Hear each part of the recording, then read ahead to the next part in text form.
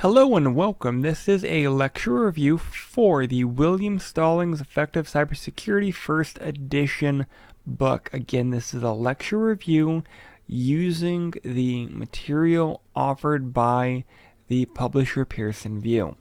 All copyrights belong to them. This is for educational purposes only. Again, the textbook is Stallings Effective Cybersecurity, a guide to using best practices and standards, first edition, done through Pearson VUE Education, ISBN number 13 97801 3477 2806. So again, copyright belongs to the author and publisher. I am just doing lecture reviews on the PowerPoints for each of the individual chapters. So without further ado, let's go ahead and jump on in.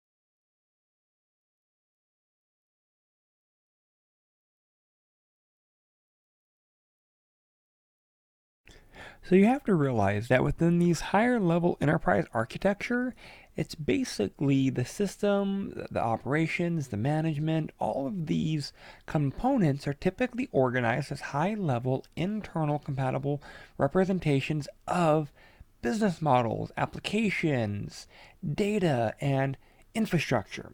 So there's a lot of high level conversations here for the enterprise architect or design. And there are a few other guidelines and other architectures. Like here we have our FEAF, which is our Federal Enterprise Architecture Framework. And this is a framework that was put together for federal agencies. It is the most comprehensive of all the enterprise architectures in use based off of the SES S07 standard. And in this section, we're going to do a basic overview. So the FEAF, basically, it's a perspective of how the enterprise architecture are viewed in terms of the sub-architect domains. It references 6 models describing the different perspectives. It's a process for creating the enterprise architecture. It's a transitional process for mitigating from a pre-enterprise architecture to a post-enterprise architecture paradigm. There's also a taxonomy of catalog assets. There's also the approach for measuring and metrics to ensure successful using of this framework. And basically all of this allows us to be a little bit more focused through these lenses on completing certain programs. Again, this was developed specifically for use for the US federal government, but other organizations do use it. Some of these frameworks really depend on the organization that you work for. So within the domain artifacts, some of these sub-architects designs, we have 3 main artifact levels. These are essentially specific areas of the overall framework. The domains provide a standardized language for the framework for describing and analyzing investments and operational costs. Each domain is defined in terms of a set of artifacts. High-level artifacts, these are documented strategy, plans, objectives, typically in the form of policy statements and diagrams. Mid-level artifacts are documents, organizational procedures, and operations, such as services, supply chain elements, information flow, IT, network architecture. Typical artifacts at this level are narrative descriptions, flowcharts, spreadsheets, and diagrams. Lastly are the low-level artifacts, and these are specific resources, applications, data, interfaces, data directories, data flow, hardware, assets, controls. These are typical artifacts that detail very technical specifications, diagrams, and other detailed mapping requirements. The 6 FIF domains are strategy, business, data and information, applications, host and infrastructure, and then lastly, security. We also have a reference model. Our reference model, again, corresponding to the 6 domains, are the 6 reference models that describe the artifacts in the corresponding domains. So here we have things like performance, business, data, applications, infrastructure, and security. So performance reference model, business reference model, and so forth. So the performance reference model defines the standard way of describing the value delivered by the enterprise architecture linked to the strategy domain. An example of this artifact for this domain is the strength, weakness, opportunities, and threat, so it's SWOT analysis report that will represent the overall strengths, weaknesses, limitations, opportunities, and threats that are involved in a project. We also have the business reference model. This describes the organization through the taxonomy of common missions and support service areas. It provides guidance in defining the function and services in various mission sectors of the enterprise. It is linked to the business service domain. Examples include the use case narrative and diagrams that describe the appropriate possible sequences of interactions between the systems, the users, the environment in regards to their goals. In the data reference model, that will facilitate discovery of existing data holders residing in silos and enables understanding the meaning of the data, how it's accessed, how it's leveraged to support performance results. The area is linked to the data and information domain. An example would be for data dictionaries, which are a way to centralize repositories of information about data, such as names, types, range of values, sources, authorization of access for each of the elements, and so forth. Within the application model, it categorizes the system and application-related standards and technologies that support and deliver of services capabilities. This provides guidance in developing a uniform scheme for the application domain. An example would be system and application evolution diagrams. This artifact will document the planned incremental steps towards migrating a suite of systems or tools or applications to a more efficient suite or towards evolving the current system to some type of further application. Infrastructure reference model will categorize network or cloud-related standards technologies to support and enable the delivery of voice, data, video, and mobile services. That will also list components and capabilities. This provides governance and guidance in developing a uniform scheme for documenting platforms, facility, and the network elements that manage these assets. It is linked to the host infrastructure domain, and an example is hosting concepts of operations, in which present the highest level of functional architecture, organizational design, roles, responsibilities, processes, metrics, and strategic planning for hosting and hosted services. Other artifacts provide detailed documentation of the infrastructure elements. Ooh, that's a lot to say.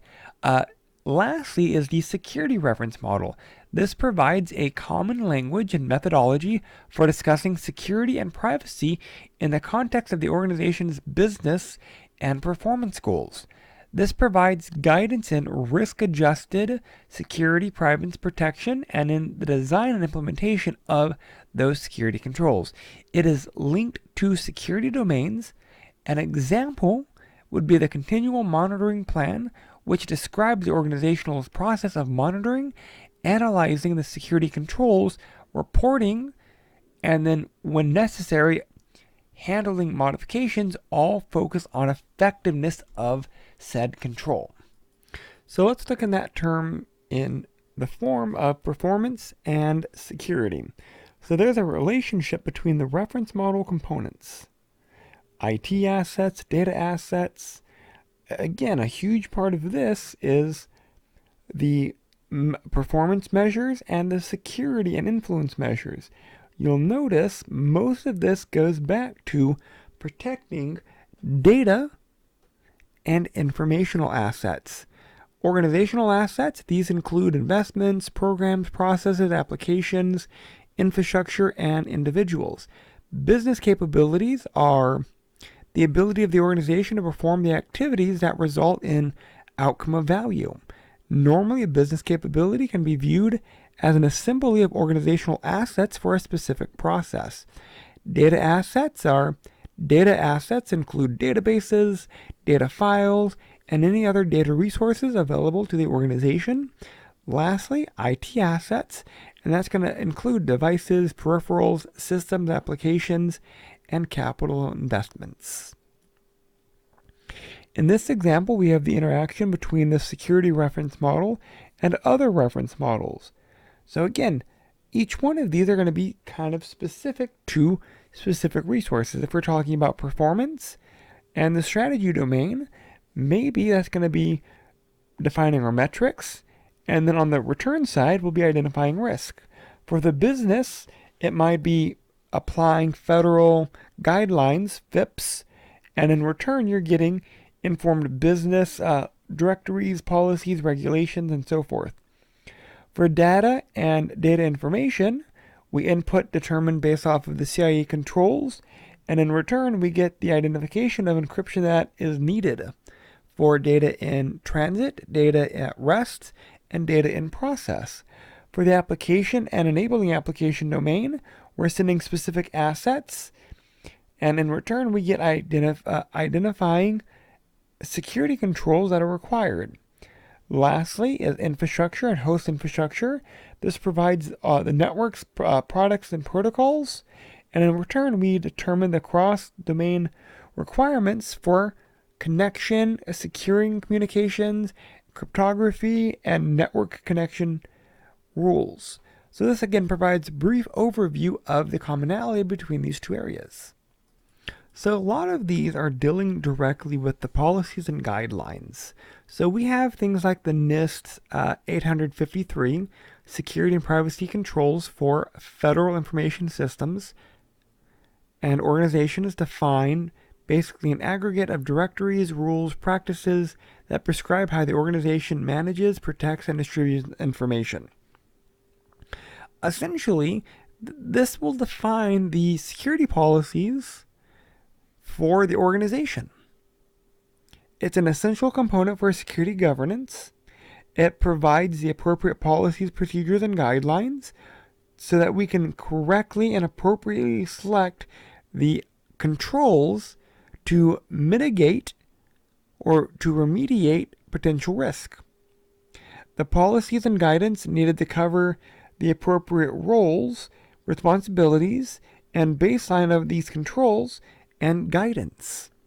That's essentially what the NIST 53 does. The framework allows for the definition of monitoring, maintenance of security frameworks.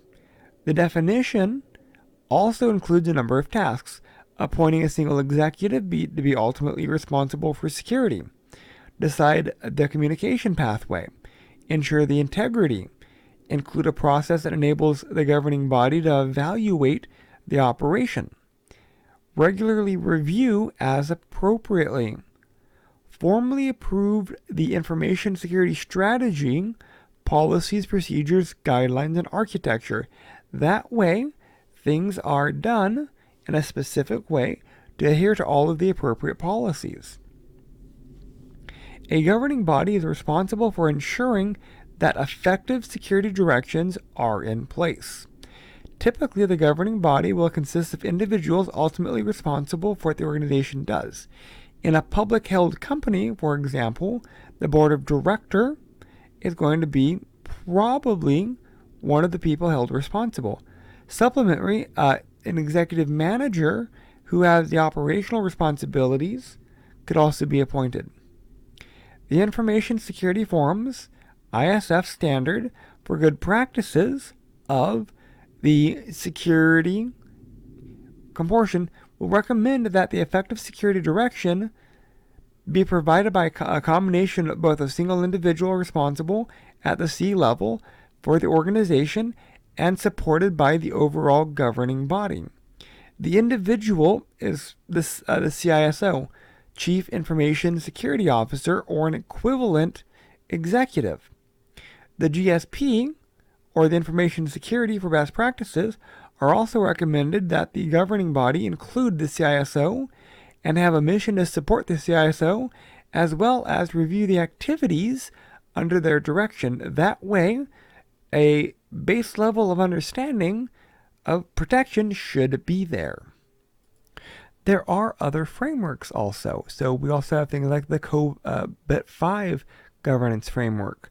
And this provides a way more elaborate governing body structure than the SGP suggests.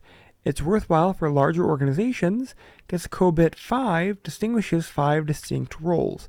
One of the first roles is that the CISO role. Then we have an Information Security Steering Committee. We have an Information Security Manager, an Enterprise Risk Manager, an Information Custodial and Business Owner. The COBIT 5 makes a distinction between the CISO and the ISM, with the CISO being the C-level executive position with oversight of the ISM, who has operational management responsibilities. So there are different structures, all depending on what you're wanting to accomplish. So let's look at this a little bit more in depth.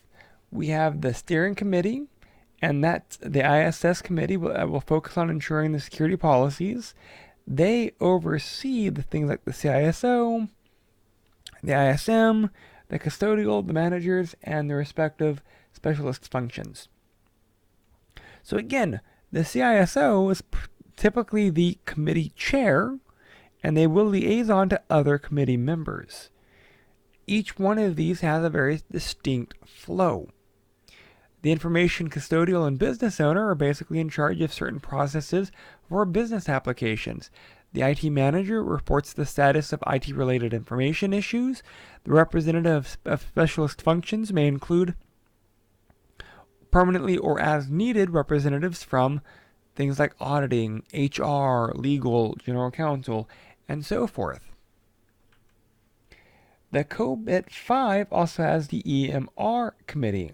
And again, we still have our C executives, our custodials, our compliance representatives, our audit representatives, our legal counsel, and our CRO, all so that we can provide a certain level of protection. Here we have a RACI chart. The responsibilities, accountable, consultant-informed information. The COBIT has a responsibility model for formalizing through a RACI chart matrix, and that includes all 34 processes. Responsible is a person doing the activity then expected to deliver and submit the assigned work. Accountable, a person with decision-making authority who is expected to ensure a successful completion. Consulted, a stakeholder who should be included in any decision-making. Informed, a person who needs to know of decisions being made or actions that have occurred. That's our RACI form. The RACI chart helps to avoid things like unclear accountability, redundancy of work, delayed or incomplete or incompetent level of work, inadequate communication and coordination, and really unclear approval or decision-making processes. And here is a partial RACI chart. Who's responsible for what activity? Are they accountable? Are they responsible? Are they the custodian? And they go through the entire checklist. Here we have a Indicator checklists. Who will guard the guards themselves? Essentially, is a Roman proverbs. These are who's responsible for enterprise governance and information security governance needs to be an evaluation of their efforts at the governance level. In a publicly held corporation, the board will perform or commission such evaluations. You have to ensure that individuals have a certain level of protection, but the people that are in charge of doing the protection are also then checked to make sure that they're doing everything that they're supposed to do effectively, because they are responsible for the enterprise protection, and if they fail to do it, then the organization may be responsible or liable. We have a matrix for categories for executive management, business and information relationships, and information protection. Each of these play a critical role for determining certain aspects. The executive management support, this is basically critical components of cybersecurity program. If the top executives exhibit an understanding of security issues and take an active role promoting it, it will more than likely be successful. Business and information security relationships is an effective security governance program conveys a strong relationship between the business goals, objectives, and information assurance. Information protection, these are indicators of security governance effectiveness, dealing with the pervasiveness and the strength of security mechanisms. These are just ensuring that a base level of protection is actually done. Lastly, we have security best practices for governance. So for the governance approach, basically, it's going to be contextual based on circumstances of your organization. These areas will provide the guidance, making sure you have an appropriate governance framework, making sure you have an appropriate direction for security. For the compliance component, things that you should also have is an ISS, stakeholders, so that they buy into the delivery and they add the value, as well as information security assurance. Those are the key categories for ensuring governance. Also making sure you have management on board. So in this chapter, we've looked at concepts of governance, key components of governance, topics for strategic planning and topic alignment or strategy alignment, discuss the topics for information security reporting, explain the roles and responsibilities for governance, and present an overview of concepts for information security architects.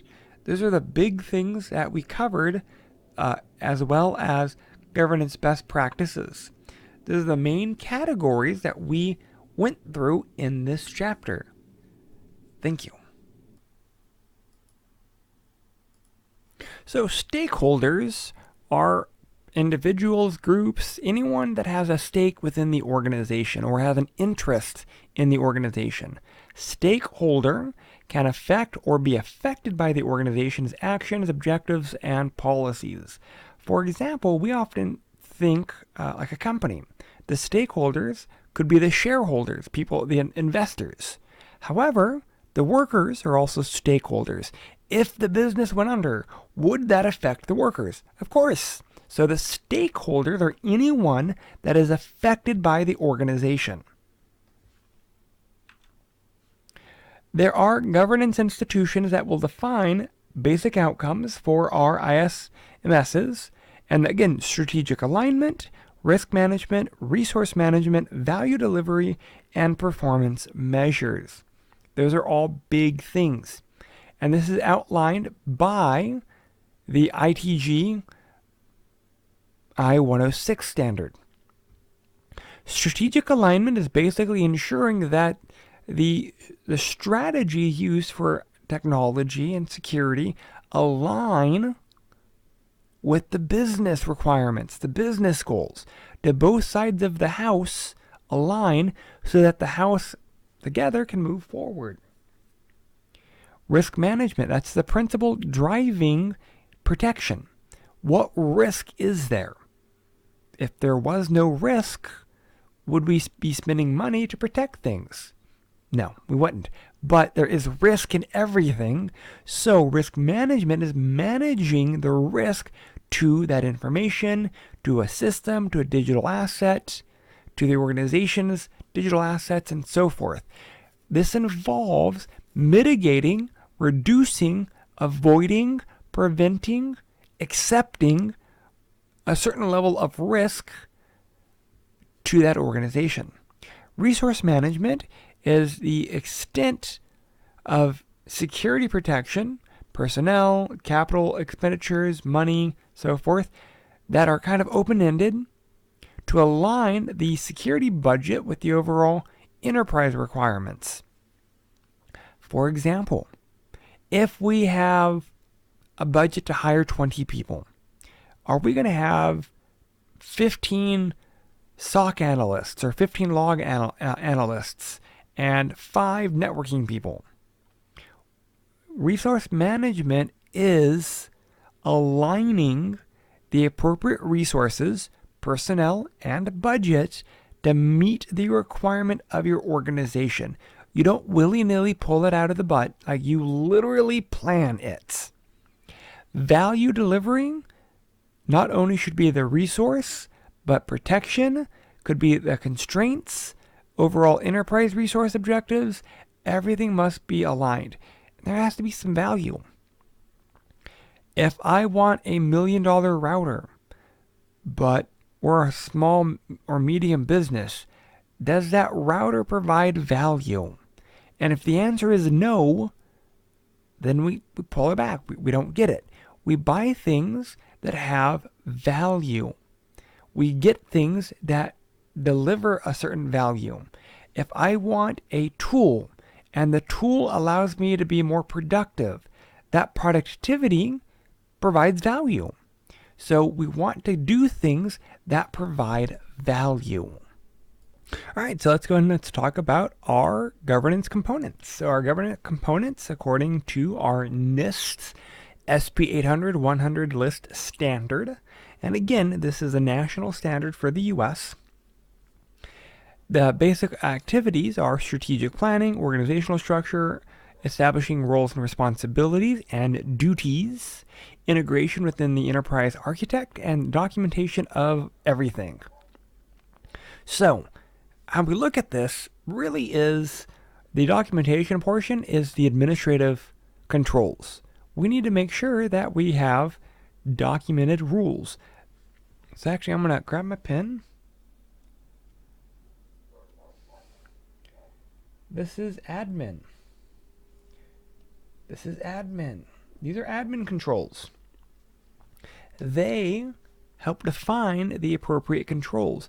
So the establishment of roles, responsibilities, and duties, that's going to be first done as a policy, as rules. From there, we can find additional technical, logical, or physical controls that then ensure the establishment of those roles, responsibilities, and duties. You cannot just be like, oh, well, Joe, like, you're going to sign the checks. And, Sally, you're going to write the checks. Separation of duties. One person to sign, one person to write them. Well, the problem is, where's the policy? There has to be something that says, we will separate these duties. 2 separate individuals will have the ability, one to write the checks and one to sign the checks. Thus, no one will have the ability to both write the checks and sign the checks. And that way we can then define, well, who should get the blank checks. The policy would then dictate who's getting what. So these components are actually really important. And again, we're looking at this at a very high level, and we can drill pretty deep. So let's look at some of these areas. Strategic planning. This is a document used to communicate within the organization the top level view. These actions need to be achieved through goals throughout the entire organization. The strategic plan is where we're going collectively as a whole forward. All right, so the strategic plan again is the overall for the organization. That's the enterprise plan. And then IT is going to come in and they're going to narrowly focus their strategic plan based off of the enterprise strategic plan. And that's going to be more focused because they're going to have different types of, well, one, priorities, but the priorities still have to align to the enterprise, but they're going to have very specific types of technologies that they're going to have to work within that strategic planning group. And then again, even within IT, you're going to have the security strategic planning. Under IT, you may also have a software strategic planning, because if your company is doing software, for example, so we cannot assume that it's just these three levels. Within IT, it's going to be each silo within IT is going to have their own level of strategic planning, but since we are talking about security, it's normally viewed as strategic. I bring up software because if there is a software component to the organization, we may have the secure software strategic planning group as a separate portion of secure infrastructure planning group. So it really just depends on the levels that we are discussing.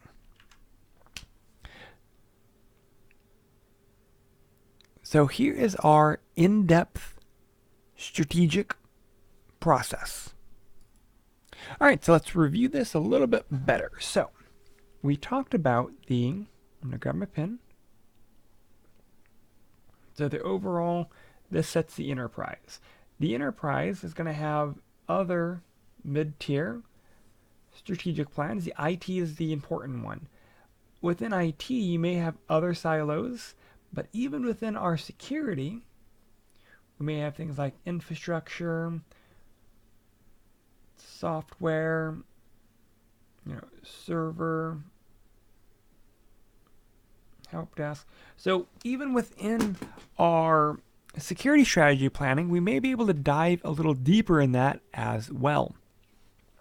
So there is a lot of thought that we have to go through when looking at it. So our planning isn't just, what's our plan for the month? Our planning is going to be, 2 to 5 years. What are our strategic deep dives on current trends? And again, we're looking at our growth plan.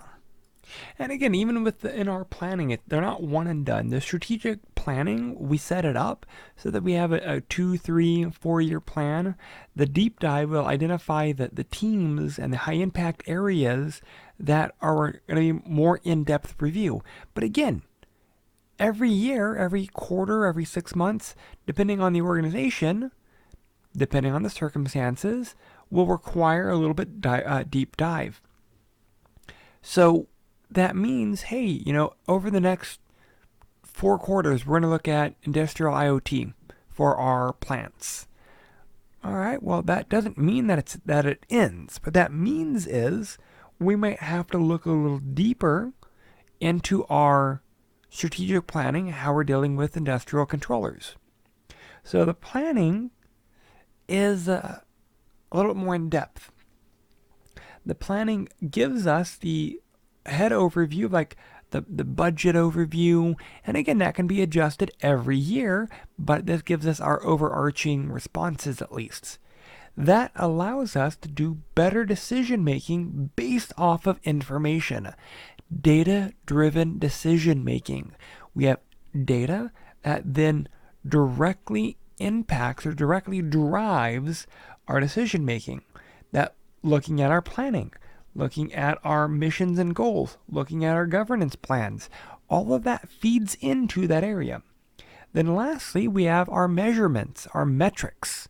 How are we measuring to see if we're succeeding? Indicators, health surveys, performance reports, or other metrics defined by the organization, thus ensuring that we are aligning, thus ensuring we are moving forward, and thus ensuring, one, assuming the appropriate metric, that we are being profitable and there is growth that is needed. The big thing with all of this is you have to understand regular review, and that's what most organizations fail to implement, It's not set it and done. It literally is, these are living, breathing plans, whether it's the planning, whether it's the decision making, or the measures. They need to be reviewed regularly, updated accordingly. That means every quarter, every 6 months, every 4 quarters, every year. It depends on the organization, but they need to be reviewed. Other areas are specifically dealing with the alignment of information. The Information Security Strategic Plan is just that, the alignment of the security management and operations plan with the enterprise, with other technology strategic planning. It is the provision, the use of value of IT within the organization that results and extends the notion of IT delivery of valued services. Basically, it's about making sure we're getting value from IT. How does IT relate to the business's ability to keep doing their job? So there is strategic planning showcasing the value of IT. This is an essential component of strategic planning. It is not, oh, well, IT does nothing but, consume resources. No, there has to be an alignment of technology support and cybersecurity to ensure that they are getting the correct types of budgets. In our book, Table 2.1, The Elements of Strategic Planning, it talks about the missions, the objectives, priorities, the criteria, integration, different planning, operations, monitoring, and adjustment, as well as reviewing. These are not one and done. These are addressed and reviewed. And you'll notice they're broken up into definition, execution are the plans, and then our review and metrics. Because if a plan is failing to hit the metrics that are showing success, then we repeat, we adjust, we adapt, we repeat again, and so forth. So here is the framework. We have our auditors, we have our stakeholders, we have our executives, we have our managers, and this shows the overall flow of everything. The basics for governance are the direct guidelines from the point of view of the enterprise strategies and risk management. This function involves developing of the security policies. We also have the ability to monitor. That's going to be monitoring performance, management, and measurable indicators, having the appropriate indicators. Evaluate is going to be the ability to assess and verifying results of performance, and then communication. That builds the security governance framework. I'm going to grab my marker. This portion, it's when we add in a little bit more, this is the governance portion. When we add in a little bit more, it becomes a little bit more in depth than just our governance plan.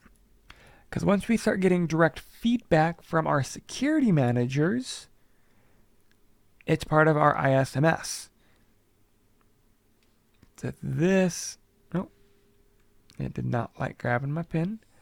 This is part of our management system.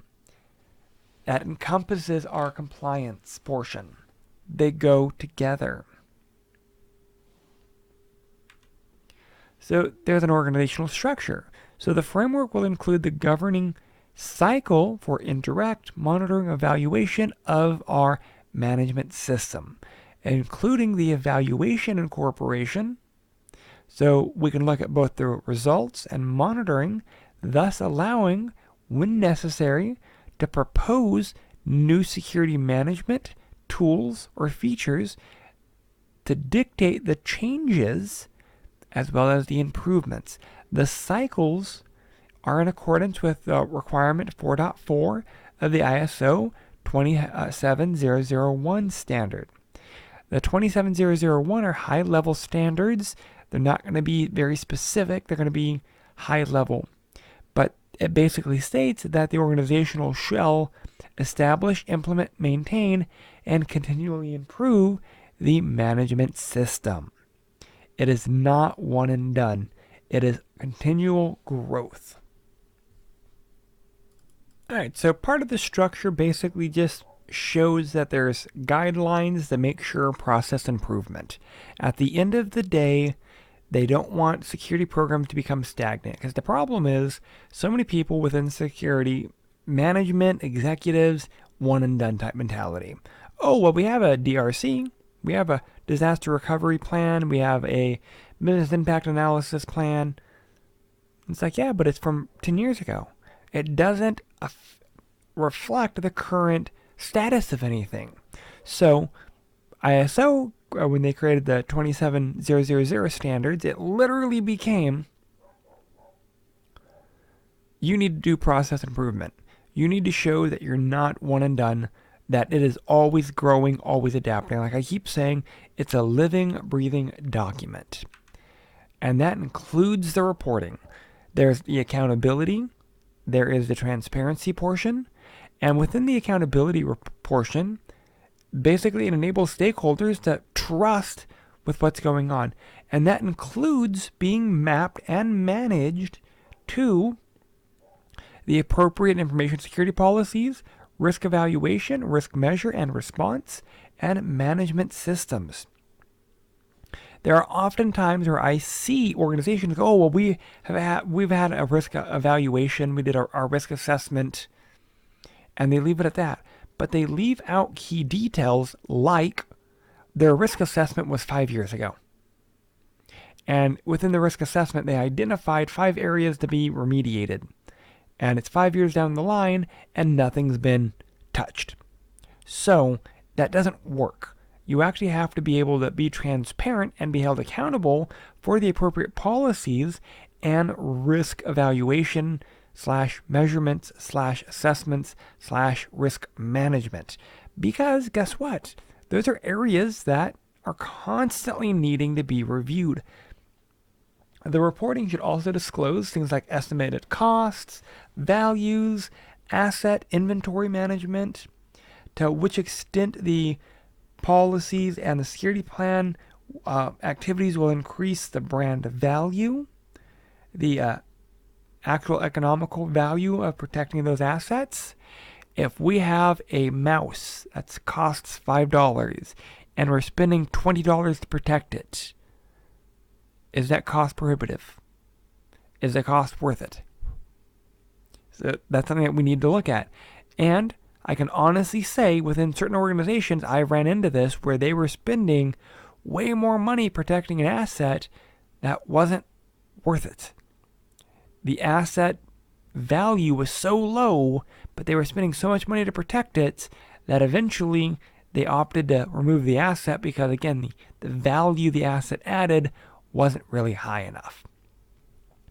Lastly, the amount by which the security implementation reduces the risk. If we are at a protection rate of 99%, and it's going to cost $10 million to go to 99.1%, is it worth it? And sometimes organizations will say no. Sometimes they'll say yes, but it depends on the situation. If we are at a 50% protection rate, but to go to the next level, to get to 55%, it's going to cost $50 million. Is it worth it? Well, if you're generating, $1 billion, that's one thing. If you're generating a few 100,000, no, it's not worth it. You have to look at the context of the organization and if the reporting portions are realistic for that organization. And that is where you're going to start seeing like 27000. It's a great standard, but the expectation is a large organization. So if you have a small organization, it may not be realistic. The European standard for ITU points out the X1054 standard, and they provide examples of security statuses. They do the introduction, they do the overall status, the updates, significant issues, and if there are any decisions. Basically, the introduction will be scope, and that could be the strategies, policies, standards, the perimeter, the organizational units, the geography of the perimeter, the periods covered. Are we talking a month, quarter, 6-month, annual? What? The overall status is more of a satisfactory or not, or maybe possibly, and then in what areas. The updates are progress towards achieving the appropriate strategies for security. Elements completed. Are they in hand? Are they planned? Are they being addressed? Are they on a holding pattern? Are there changes that are needed? Is there a change management window? Are we looking at a 4-month period, a 2-month period? So what changes and time frame? We have our ISMS policy revisions, organizational structure, and implementation of. All of that's underneath the update. And oftentimes this includes ensuring that general counsel and other executives are on board with it. It could also include progress towards a specific certification or recertification. Underneath updates, I also might have budgeting, staffing, and training requirements. Under updates, we could also be looking at financial institution protections. Are there business continuity management? Are there other activities needing to be reviewed? All of that would fall underneath updates. Significant issues are going to be anything that is needing to be reviewed that's significant. Recommendations, responses, target dates. Are there audit reports? Are there action plans? Is there an incident plan that needs to be reviewed or evaluated? Are there estimated impacts? All of that will fall under anything significantly. The estimated impact, action plan, and target date is also important because, again, the estimated impact of these plans to the organization are kind of critical. Lastly, our decision. Are there additional resources? Are we waiting to do something because we need to buy something? That's actually pretty common. Hey, we cannot do the monitoring system until we buy the monitoring software. So sometimes the decision is, yes, let's move forward, but before we move forward, we need to buy these things. We outlined things in a particularly useful manner so that we can see how things are organized and we could see the pattern, thus allowing us to get a better understanding of collectively as a whole how to move forward, what resources are needed, and what are the impact and dates and plans that are necessary. So I said executives. What exactly does that mean? Normally we're talking C-level executives. They are the chief level, the executive level. They refer to higher-ranking executives in the organization, so like they're the tier 1 managers. They're the ones that oversee everything. The CEO, the CFO, the CIO, the CTO, the CISO. All of those are high-level, top-level positions. They make the high-stake decisions, and they typically deal with the consequences.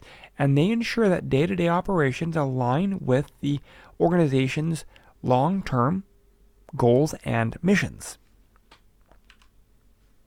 Roles and responsibilities do not just apply to the C-level executives, but they were applied to everyone.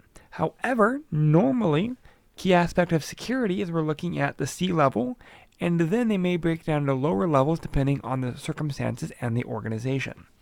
The CEO is responsible for the organization as a whole. The COO is typically the second in command.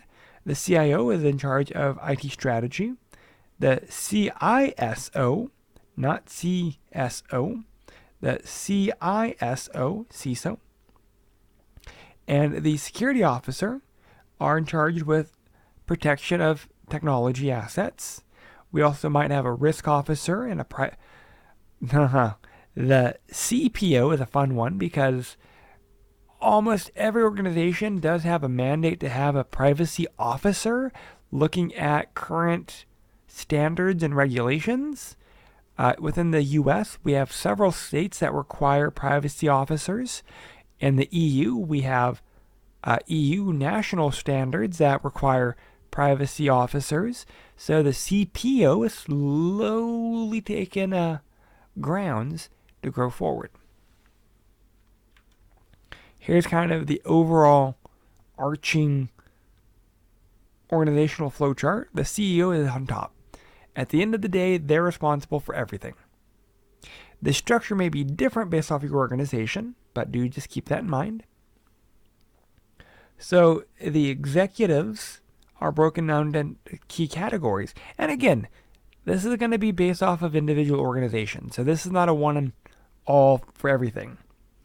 Normally, the chief, the C-level, high-level overview, board members, they set policy, they set standards. They have to be the ones that respond to external threats like a security breach. They're responsible for independent audits and things like that.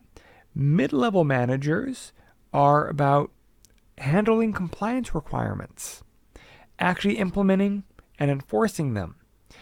The C-level is going to actually handle them, go through the reporting, making sure that everything is done, because at the end of the day, it's their responsibility, but mid-level managers are the ones implementing it and communicating it. And then at the employee staff level, that's going to be the implementation, the reporting, vulnerabilities that are identified at those levels. Table 2.2 in our textbook. Again, we're looking at roles and responsibilities. So this is going to be kind of dependent on the organization, but you should have a flow chart. What's the business driver? Who's responsible? What are they responsible for? And how are we measuring? What's the metric?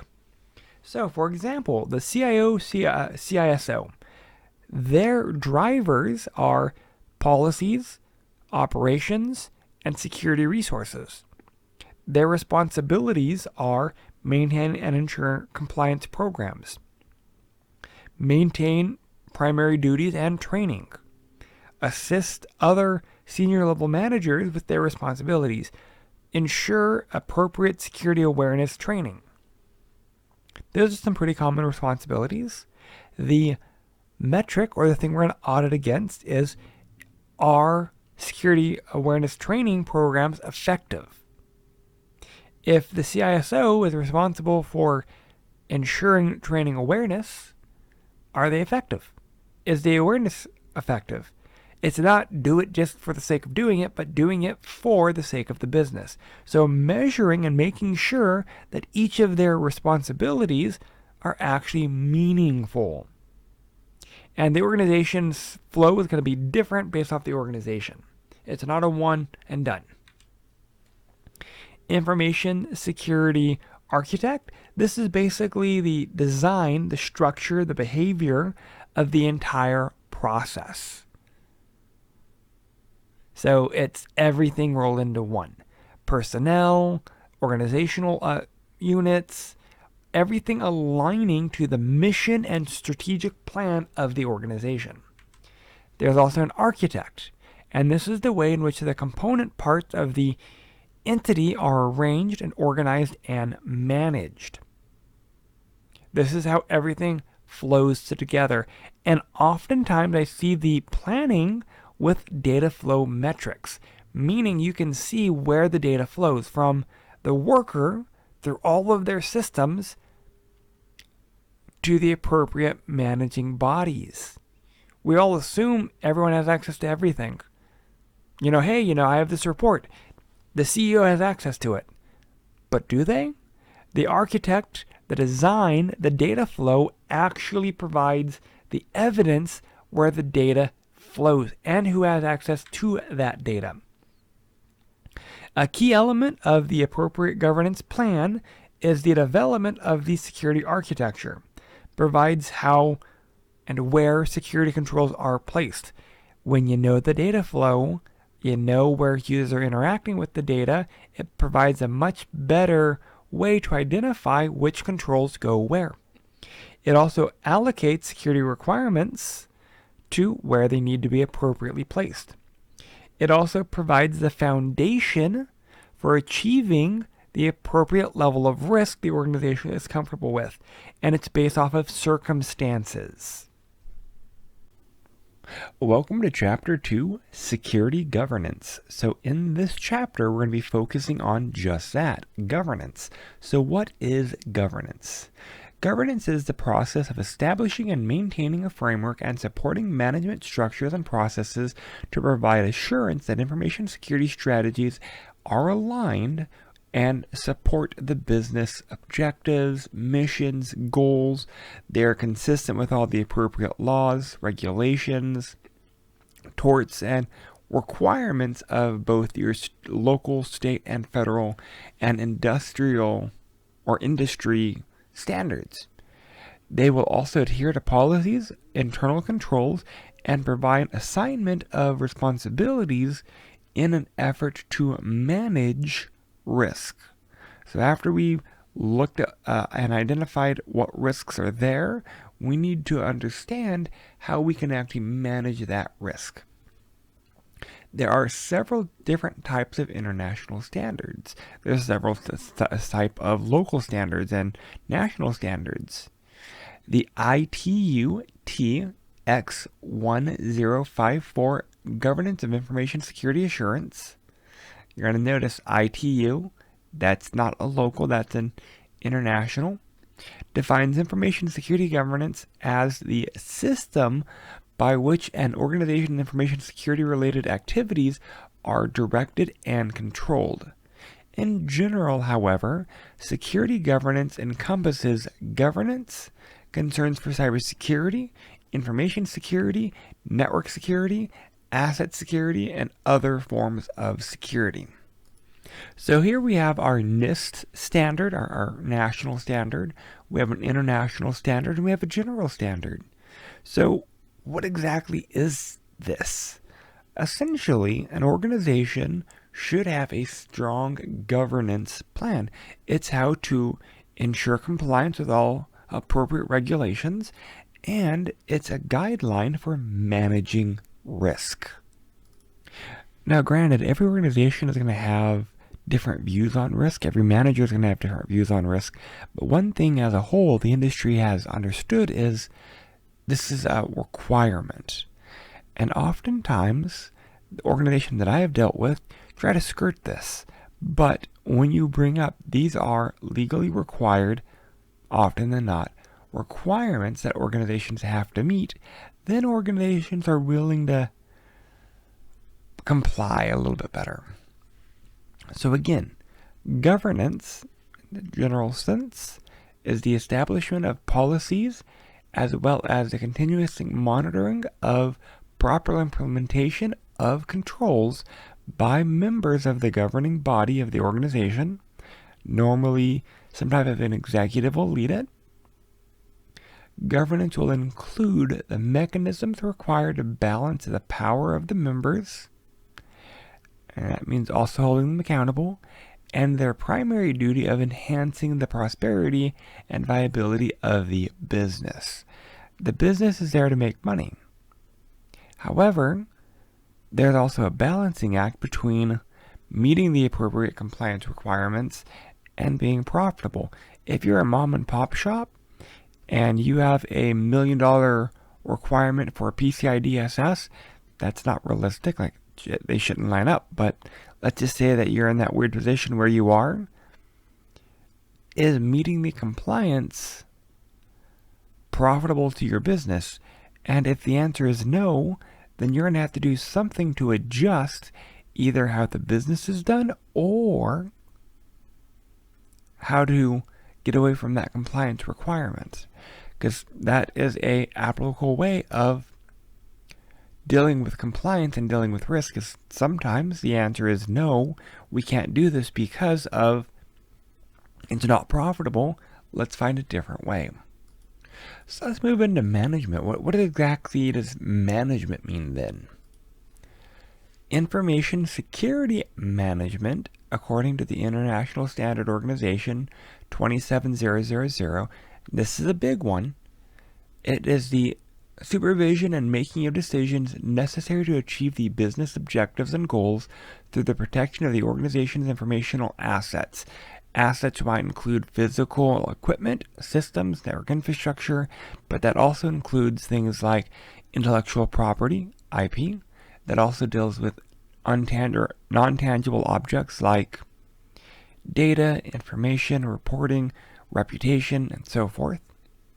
Management of information security is expressed through the formulation and the use of information policies, procedures, guidelines, and controls that are applied throughout the organization to everything to ensure a certain level of security. To better understand the role of security governance, it is useful to distinguish between governance and management. And information implementation and operations, the ISO 27000 defines information security management. So who cares? The 27000 is a massive international standard that the majority of businesses only hope to achieve. 27001, 27002 are the two big, massive compliance requirements, standards, that most organizations actually do want to meet. However, the complexity is so massive that most organizations only implement portions of 27000, 27001, and 27002 just because of the complexity and because of how the specialty portion of these compliances are. I've dealt with a large casino that wanted to meet 27001 and 27002, and after 3 years, they settled with doing about half of it. There are organizations that do meet the full guidelines, but some of these are a little rare. So I said something that dealt with implementation. So we talked about governance, we talked about risk management, but none of that really does anything until we're actually implementing whatever we're trying to secure and then actually deploy those controls. So there is a implementation and operation portion of all of this. And this is defined as the implementation, deployment, and ongoing operation of controls defined within the appropriate framework. Again, you having a data protection plan on paper doesn't do any good until you actually do something with it. You have to have some type of implementation and you have to ensure operation of it. I tell a lot of my learners, for physical security, the best thing that we can do is, let's say we're trying to secure a room in a building, well, we lock the building. Even though that completely negates the use of the room. It's secure, but it's not able to be operational. If we lock the building and we allow no one in, what was the point of the room? The better portion to do is implement the appropriate controls to secure the room. If we're concerned with theft, maybe we add cameras to the building. Maybe we add Kensington locks to the machines so the machines are locked to the table. Maybe we have a security guard. Each one of those are controls that we can implement to ensure that whatever security risk that we identified is then mitigated or remediated.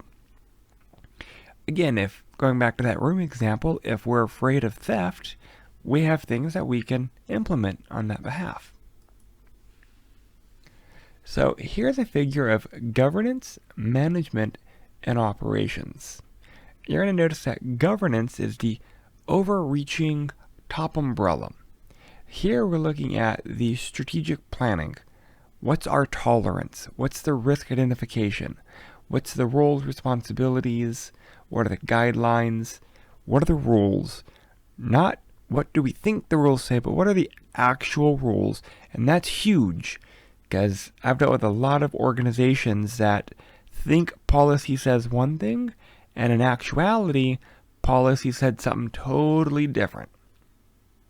So, understanding what the policies actually say, that's one. Understanding what the security budget that is set forth after the policies and guidelines and procedures are set is another thing. That's governance. Governance then will feed into the security management. That means setting up the framework, defining the framework, allocating the appropriate resources, and then selecting the appropriate controls.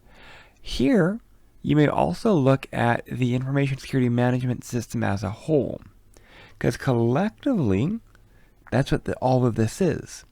This is the ISMS, Information Security Management System. Oftentimes, people are asked, oh, well, do you have an ISMS? These are the structures of the ISMS. There are some things to note, though. So within the ISMS, there's other supplemental factors that play a huge role. What are the internal security incident portions? What are the reports saying? Global vulnerability reports from various sources to kind of help identify what's going on. Is there a fusion center in your local area that deals with law enforcement and private industry? That way you can see kind of what's going on within the appropriate sectors. And if you are in an affected sector, that then tells you, hey, we need to do additional risk management. Standards, best practices, are they actually being adhered to? That will set the tone for managing risk. User feedback is a big one that comes from both internal and external users who have access to the appropriate assets.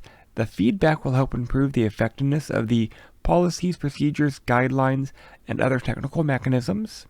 Again, if it's too hard to handle your security mechanisms, your users are going to find ways to get around them. So having a nice balance is kind of important. Depending on the organization and the security approaches, each of the factors play a role either to a greater or less extent to each of the levels. So keep that in mind. The last level is implementation and operation. And again, that's where the feedback really comes into play. If your implementation of security policies are too strict, users are going to find a way around it. A good example, maybe you have a password policy that changes every 3 days and you can't use the previous password. Well, that type of policy is going to make it so that your security, your staff, regardless of what security says, will then take their own measures. And that could be as simple as writing down the password. Because if the control is too complicated, they're going to find easier ways to make it easier.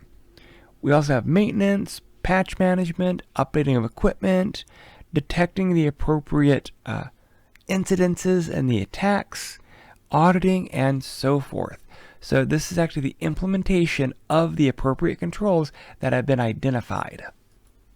So real world, what ends up happening with this is you have an executive, probably a CIO or CISO, or a non-technical executive go, hey, we need to implement security. And it's interesting because at this day and age, like, that seems to be a no-brainer, but for a lot of organizations, that's not the case. So when you pick up a how do I implement security to my organization type book, they tell you you have to do an ISMS. And that starts confusing people, but essentially you have to have a management system for security, and it's broken up into these 3 different levels: governance, management, implementation, operation. This allows us to quickly identify who's responsible for what part. Who's handling the governance portion? That's going to be an executive. That's going to be someone in a leadership role, because this is something that will affect the entire organization. They set the strategic high-level planning. They set the organizational structure. They set the tone at the executive level. Underneath that, we have our security management. Those are going to be our managers that are handling security at the medium level. And then there's the actual implementation, and that's what's going to affect all of our regular users. So again, each of these are geared towards identifying certain groups within the organization to identify. That way we know who to hold accountable if there are issues. Is this a top-down issue? Is it poor implementation from the very beginning? Is it an executive that says we have to have password policies globally that were poorly written? If it is, we can identify the control, or we can identify the level where this was implemented and then go, hey, we need to adjust this because this is horrible. That allows us to hold the appropriate party accountable for what's happening. So this goes into identifying our security program. And the security program is basically the levels put together. It's the management, operation, and the technical aspect of protecting information, information systems, intellectual property, data, and assets. The security program will encompass everything: policies, procedures, guidelines, structure, control mechanisms, and everything necessary for coordinating all of the appropriate security activities. And when it says security, cybersecurity, physical security, and so forth. Now, granted, sometimes people can remove portions of physical security out of the security program and have them in a separate program. I've seen some organizations do this 3 different levels. One organization will do information security. One will do like CCTV, physical security, that's underneath the security activity. And then their physical security, like security guards, are under a completely separate program. And that way they're all underneath security groups, but managed slightly different. Are there guiding principles to help with the program and governance and the ISMS? There are. There is the X1054 from ITU, and they help to identify very specific principles. But again, the key thing here is that the 1054 lays out key objectives for the appropriate governance for alignment of security, strategy, business objectives, business strategy, business goals. If the business is moving one direction, security and IT have to move with them. So it's not by themselves. They need to move together. So the 6 principles: establish organization-wide information security, adopt a risk-based approach, set the direction of investment decisions, ensure conformance with internal and external requirements, foster security positive enforcement for all the appropriate stakeholders, and review performance in relationship to business outcomes. These set the tone. These set the guidelines. So the first one, security is top down. That means all levels need to ensure that the appropriate security integration and controls are implemented, and it applies to everyone. Understanding for risk-based approach is that it's the allocation of resources and budget because risk exists.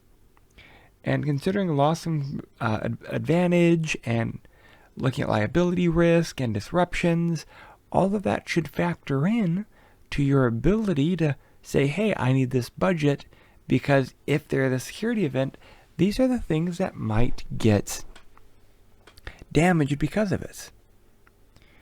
Direction of investment. Again, security is not always cheap, so we need to ensure that we are investing correctly. So the governance portion of this will entail ensuring that security is integrated with the appropriate organization processes for capital expenditures, operational expenditures, legal, and any of the appropriate compliance and report reporting, report writing, and so forth. Basically making sure nothing is getting covered up and everyone is being transparent as appropriate. Fourth is ensuring conformance with internal and external requirements. Double check compliance requirements. Is there an internal or external requirement for reporting? If there is, make sure you're actually doing it. For a lot of organizations, there are compliances that deal with external requirements. It's not just you saying you're doing something, but an external auditor that is verifying and checking.